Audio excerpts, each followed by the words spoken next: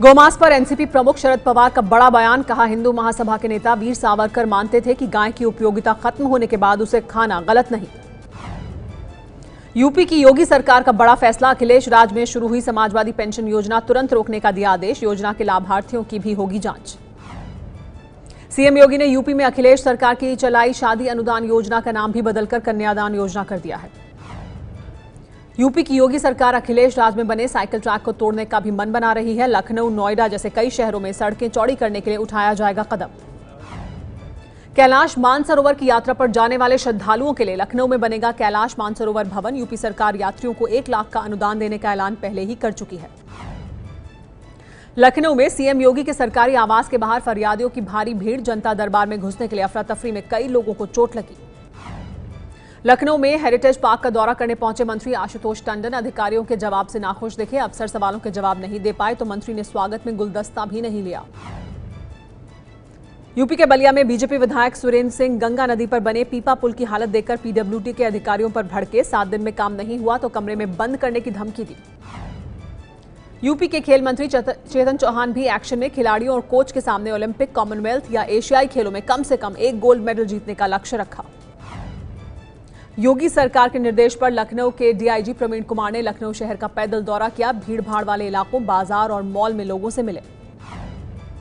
UP के अलीगढ़ में BJP Yuva Morcha के नेता योगेश वार्ष्णेय का ऐलान। जो ममता बनर्जी का सिर काट कर लाएगा उसे 11 लाख रुपए देंगे। बीरभूम में हनुमान भक्तों की पिटाई का बदला लेना चाहते हैं योगेश। यूपी के कौशाम्बी जिले में कटी गाय मिलने के बाद भी पुलिस वालों के न पहुंचने पर एसपी ने दिखाए सख्त तेवर। 1 पुलिस इंस्पेक्टर सस्पेंड, एएसआई और 2 सिपाही लाइन हाजिर। राजस्थान के भरतपुर में गाय की तस्करी के आरोप में इरशाद नाम का शख्स गिरफ्तार। पुलिस ने इरशाद के गैंग से 14 गौवंश भीख छुड़ाए। अलीगढ़ में 3 तलाक के बाद पीड़ित युवती को ससुराल वालों ने घर में नहीं घुसे दिया। ससुराल के सामने खूब हंगामा हुआ, पुलिस को देना पड़ा दखल।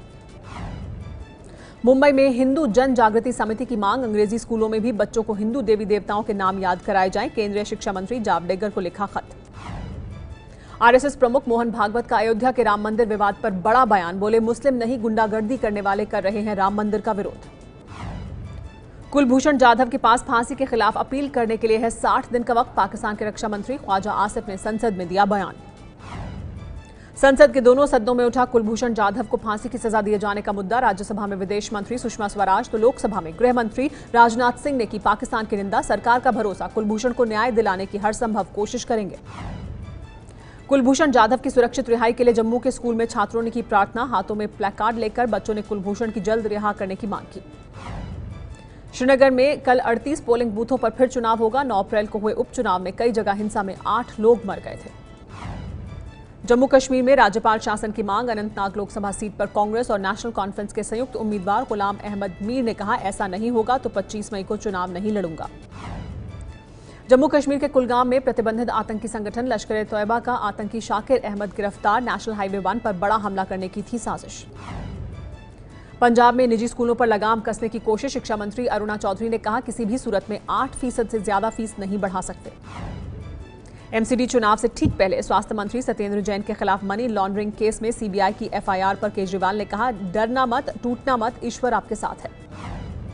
दिल्ली में स्वराज इंडिया को चुनाव चिन्ह सीटी मिलने के बाद योगेंद्र यादव ने ली राहत की सांस। बदरपुर में रोड शो के दौरान कहा, यह सीटी जनता की पहरेदारी करेगी। संसद भवन की कैंटीन में सोनिया गांधी ने अपने सांसदों को दिया डिनर। राहुल गांधी और पूर्व प्रधानमंत्री मनमोहन सिंह भी हुए शामिल। पूर्व केंद्रीय मंत्री और कांग्रेस पार्टी के नेता डॉक्टर अखिलेश दास का लखनऊ में दिल का दौरा पड़ने से निधन। 56 साल के अखिलेश दास भारतीय बैडमिंटन संघ के अध्यक्ष भी थे। हिंदी और उर्दू अखबारों के संपादक भी थे अखिलेश। पंजाब में निवेश बढ़ाने को मुंबई में डेरा डाले सीएम कैप्टन अमरिंदर सिंह ने उद्योगपति अनिल अंबानी से मुलाकात की। इन्वेस्टर इन पंजाब नाम से चल रहा है सम्मेलन। छत्तीसगढ़ में बिहार की तर्ज पर 3000 से ज्यादा लोगों की आबादी वाले गांवों में शराब की दुकानें बंद करने का फैसला हो सकता है। नीतीश से मुलाकात के बाद रमन सिंह ने दिए संकेत। अखिल भारतीय युवा मोर्चा के अध्यक्ष और बीजेपी सांसद पूनम महाजन को कोलकाता में टीएमसी समर्थकों ने सभा नहीं करने दी। इन दिनों पश्चिम बंगाल के दौरे पर हैं पूनम। शरद पवार के किताब विमोचन के कार्यक्रम में नहीं पहुंचे राहुल गांधी। एनसीपी के नाराज नेता डीपी त्रिपाठी ने कहा, पीएम से मिलना आसान है, राहुल से नहीं।